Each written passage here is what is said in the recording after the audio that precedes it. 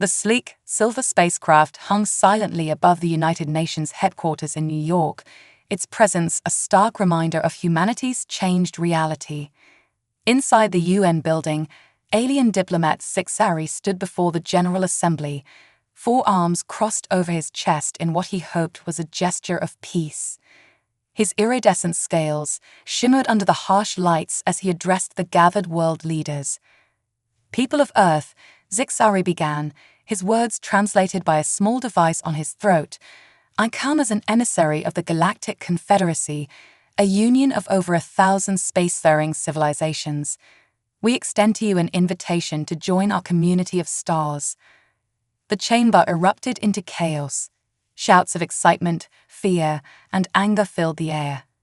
Xin'ra's large, multifaceted eyes blinked rapidly, taken aback by the intensity of the human reaction.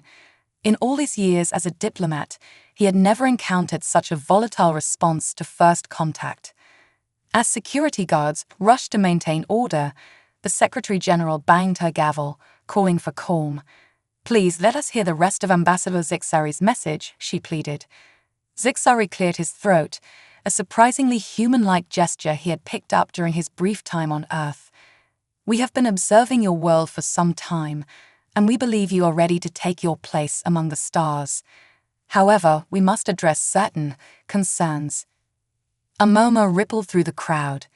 Xin'ra continued, "Your species has a history of conflict and environmental degradation that troubles many members of the Confederacy.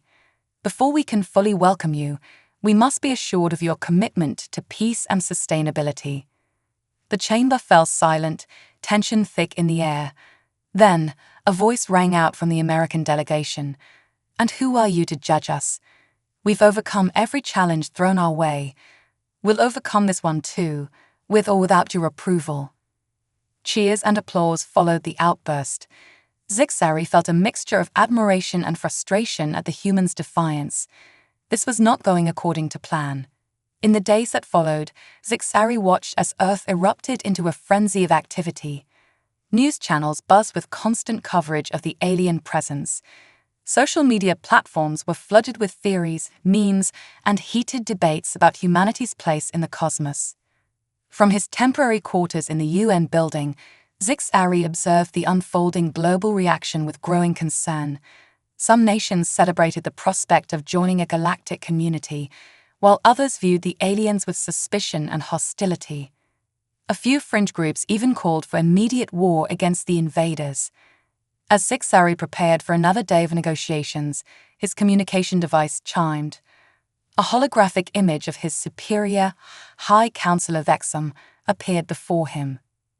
"Report, Diplomat Xin'ra," Vexum demanded, her tentacles writhing with impatience. Xin'ra bowed his head respectfully. "The situation is complex, High Counselor. The humans are not reacting as we anticipated. Their response to our presence is highly emotional and varied." Vexum's eyes narrowed. "Explain."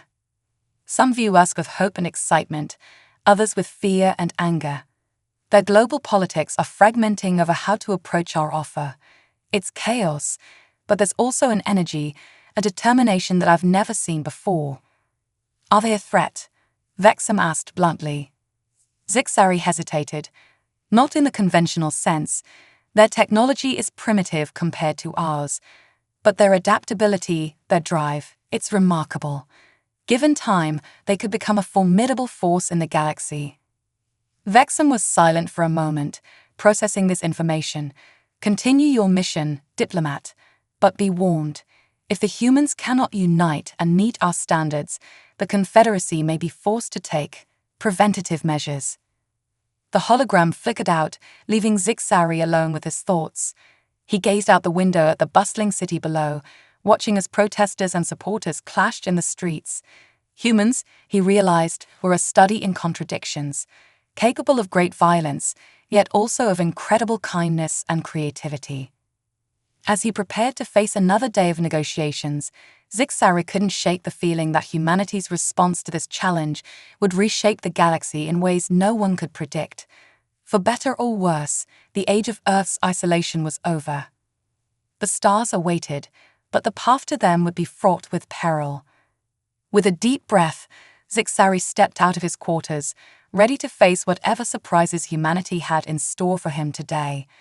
The fate of Earth, and perhaps the entire Galactic Confederacy, hung in the balance. As dawn broke over New York City, Amelia Chen stood before her mirror, adjusting her crisp navy suit.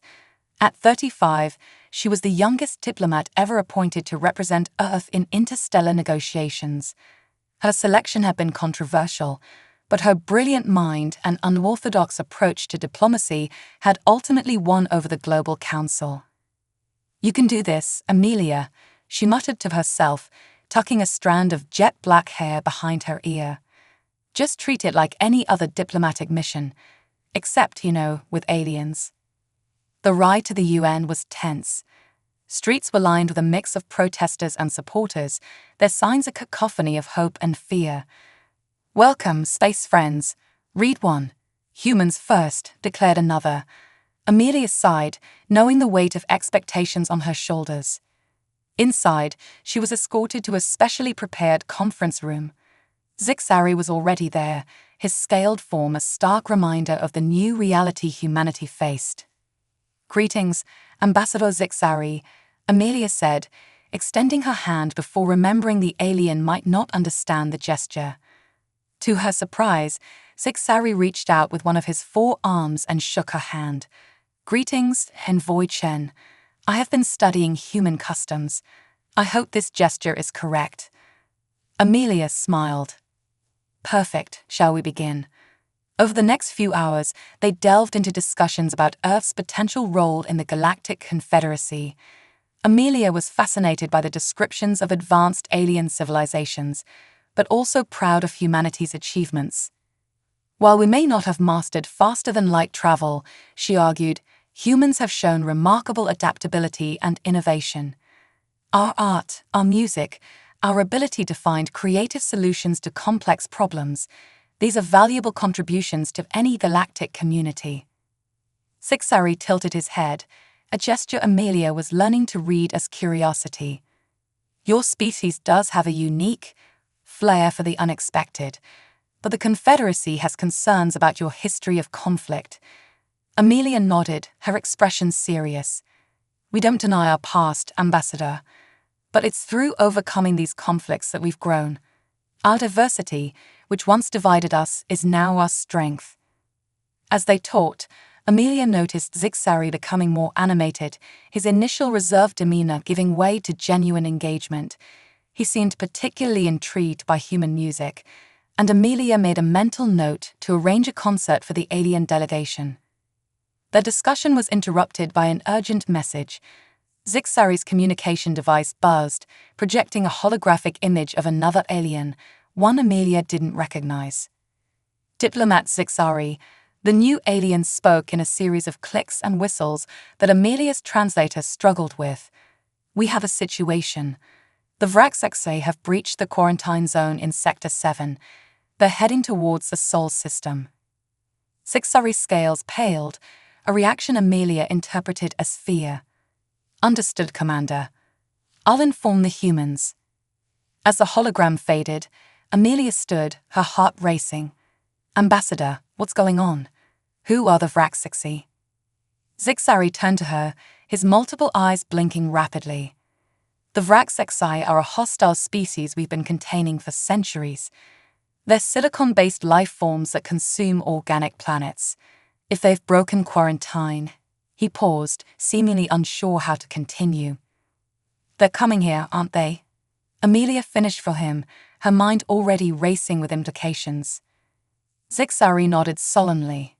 "Your world is in danger, Envoy Chen. The Confederacy, we may not be able to stop them in time."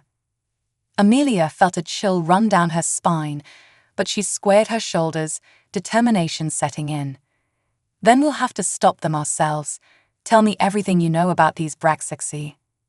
For the next hour, Xin'ra shared information about the silicon-based threat. Amelia listened intently, asking pointed questions about their weaknesses, their technology, their tactics. With each answer, her mind whirred, connecting dots in ways that seemed to surprise even Xin'ra. Ambassador, she said finally, I need to consult with Earth's leaders and our top scientists, but I think we might have an idea. Xin'ra looked at her with what she hoped was admiration. You're not panicking, he observed. The tension in the United Nations Space Command Center was palpable as Amelia Chen and Xin'ra stood before a holographic display of the solar system. Red dots representing the advancing Vraxexi fleet blinked ominously, drawing ever closer to Earth. We have approximately 72 Earth hours before they reach our outer defense perimeter, General Lakshmi Patel announced, her voice steady despite the gravity of the situation. Amelia nodded, her mind racing. Then we stick to the plan. Our best chance is to intercept them at Proxima Centauri. The plan was audacious, born from a fusion of human ingenuity and alien technology. Earth's scientists had worked tirelessly with Xin'ra and his team to retrofit several of humanity's most advanced spacecraft with Confederacy tech. The result was a small but formidable fleet, capable of making the journey to Proxima Centauri in a fraction of the time it would have taken with Earth technology alone. I still think this is madness, muttered Dr. Yuki Tanaka, the lead physicist on the project. We're betting everything on untested technology and a theory about silicon-based life forms. Amelia turned to the scientist, her eyes blazing with determination. Sometimes madness is all we have, Doctor. But I prefer to call it faith in human ingenuity, in our ability to face the impossible and emerge victorious. Xin'ra, who had been quietly observing, spoke up. I must admit, Envoy Chen, your species continues to astonish me. No other race we've encountered would dare attempt such a bold strategy. Well, Ambassador, Amelia replied with a wry smile, humanity has a long history of doing the unexpected. It's time to show the galaxy what we're truly capable of. Within hours, the joint human-alien task force was boarding their ships. Amelia found herself on the bridge of the flagship, christened Horizon, alongside Captain Miguel Ortiz, and a mixed crew of Earth's finest and Xin'ra's most experienced officers. As the fleet prepared for departure, Amelia addressed the crews across all ships. Today, we embark on humanity's first interstellar mission. The stakes couldn't be higher. The fate of our world, and perhaps the galaxy, rests on our shoulders. But remember this, in our darkest hours, humanity has always found a way. We are explorers, innovators, and when necessary, we are warriors. Let's show the cosmos what Earth can do. A cheer resonated through the comms as the ships engaged their engines. In a brilliant flash of light, they vanished from Earth orbit, hurtling towards Proxima Centauri at speeds humanity had only dreamed of until now. The journey was brief but tense. Amelia spent the time conferring with Xin'ra, refining their strategy based on the latest intelligence. As they approached Proxima b, the habitable planet orbiting Proxima Centauri, long-range scanners detected the Vraxexi fleet. They're harvesting the planet's resources, Xin'ra explained, his voice tinged with sadness. Converting organic matter into more of their kind. Captain Ortiz's voice cut through the moment. All ships, battle stations, prepare to engage on my mark. What followed was a battle unlike anything in human history.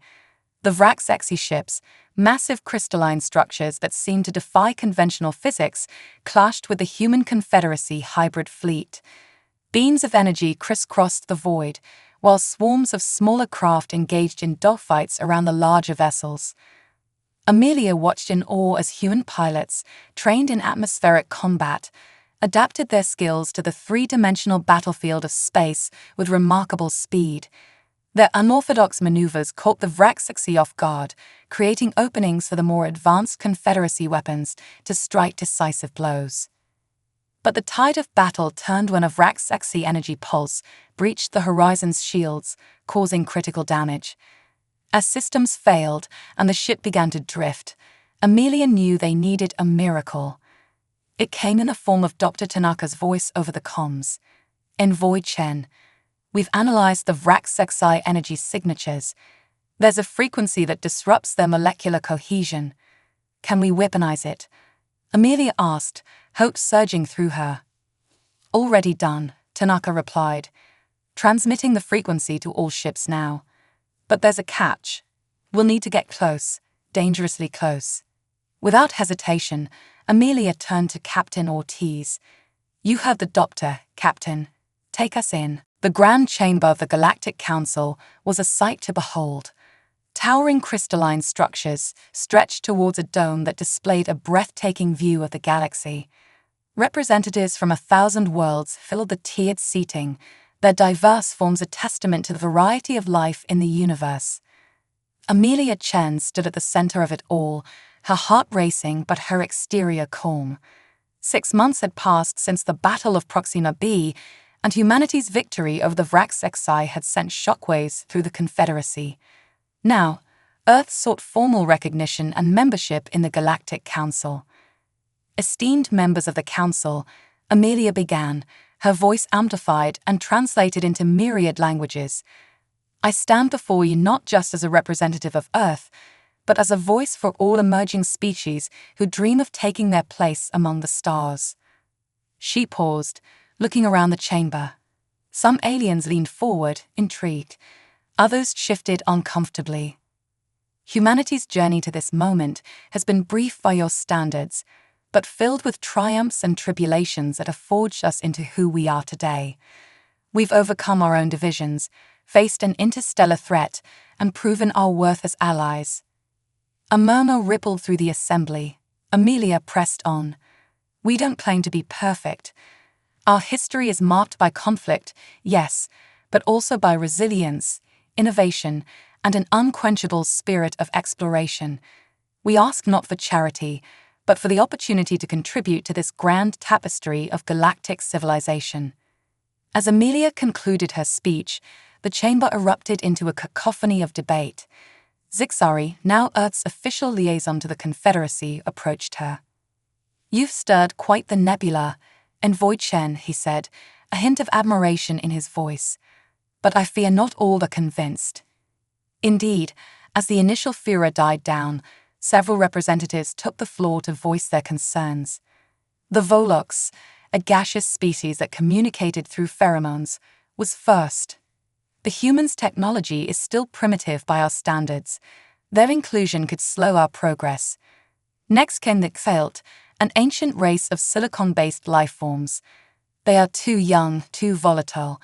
The Battle of Proxima B was impressive, but it also showcases their propensity for violence. Amelia listened carefully, noting allies and opponents.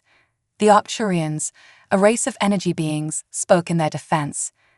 The humans have shown remarkable adaptability and creativity. Their unique perspective could be invaluable. The debate raged for hours, with opinions sharply divided. Amelia found herself engaged in rapid-fire negotiations during recesses, building alliances and addressing concerns. During one such break, she encountered a Xelt representative in a quiet corridor. Your kind is dangerous, the crystalline being hummed. You advance too quickly, without wisdom to temper your power. Amelia met its gaze steadily. With respect, evolution is driven by challenge. Humanity has faced many, and we've grown stronger for it. We don't ask you to trust us blindly, but to give us the chance to earn that trust. As the final vote approached, tensions in the chamber reached a fever pitch.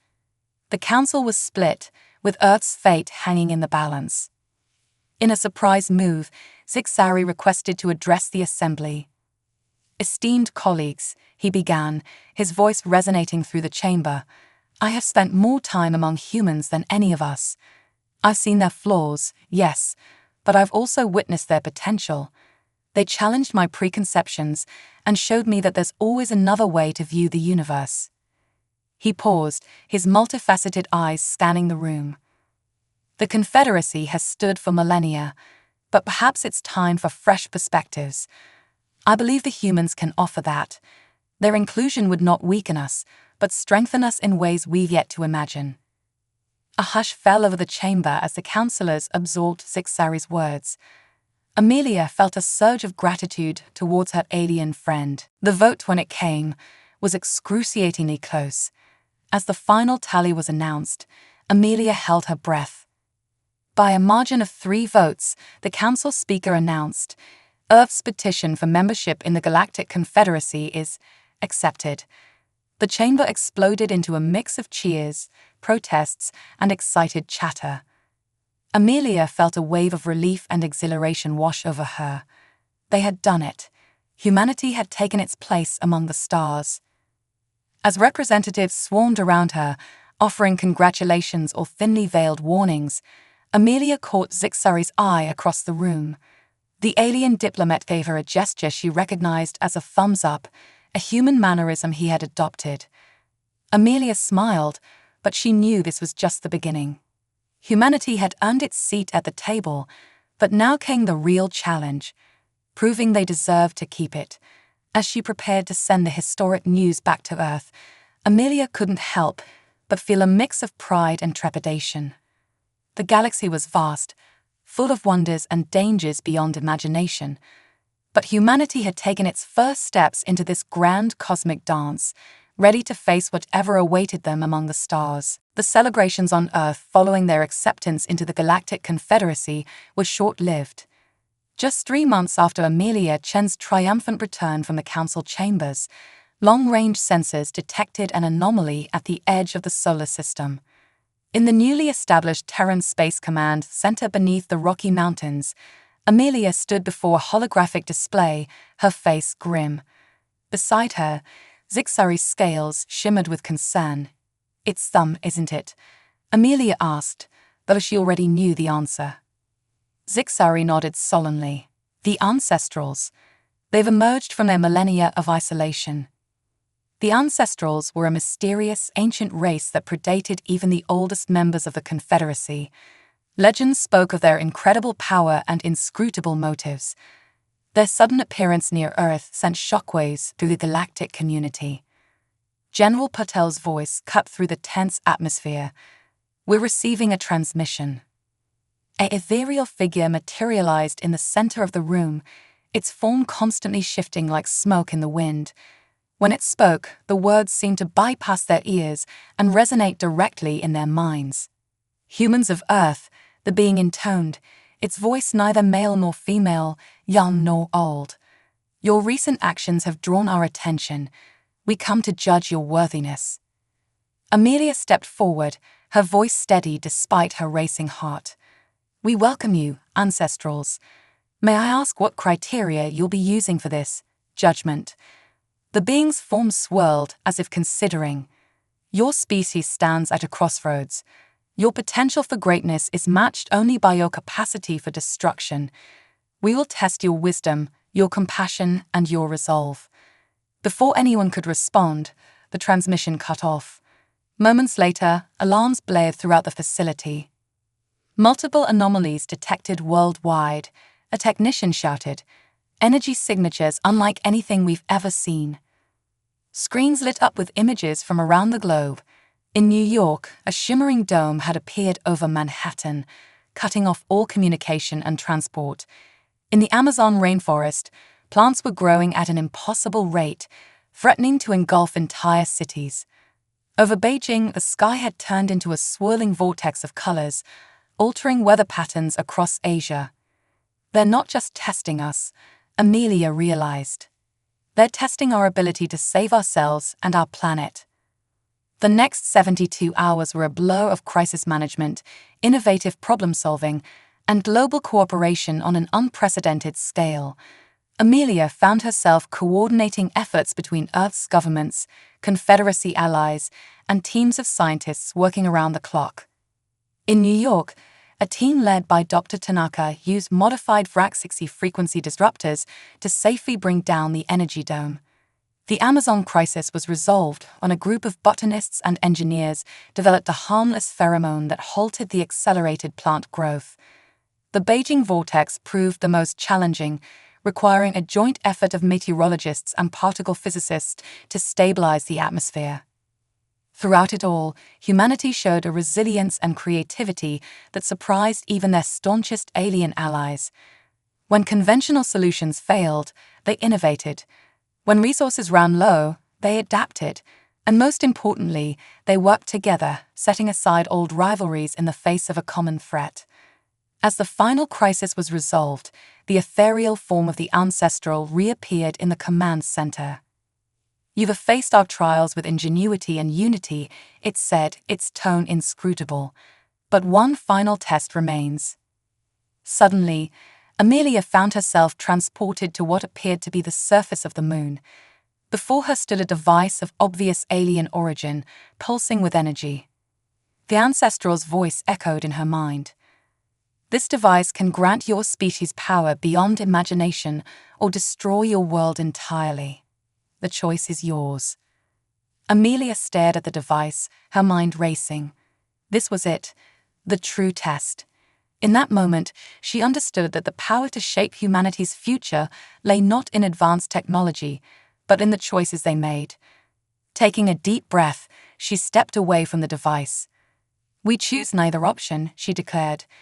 "Humanity's strength lies not in godlike power or the fear of annihilation, but in our ability to grow, to learn, and to work together. We will forge our own path among the stars, not through shortcuts, but through perseverance and wisdom." There was a long moment of silence. Then, slowly, the device faded away, and Amelia found herself back in the command center. The ancestral being regarded her with what she could swear was a hint of approval. "You have chosen wisely," it said. "Earth has earned its place among the celestial community. We will be watching your progress with great interest." As the being vanished, the room erupted into cheers. Amelia felt a hand on her shoulder and turned to see Xin'ra, his eyes shimmering with what she now recognized as pride. "You did it, Amelia," he said softly. "You've secured humanity's future." Amelia smiled, exhausted but exhilarated. "No, old friend, we did it. All of us together."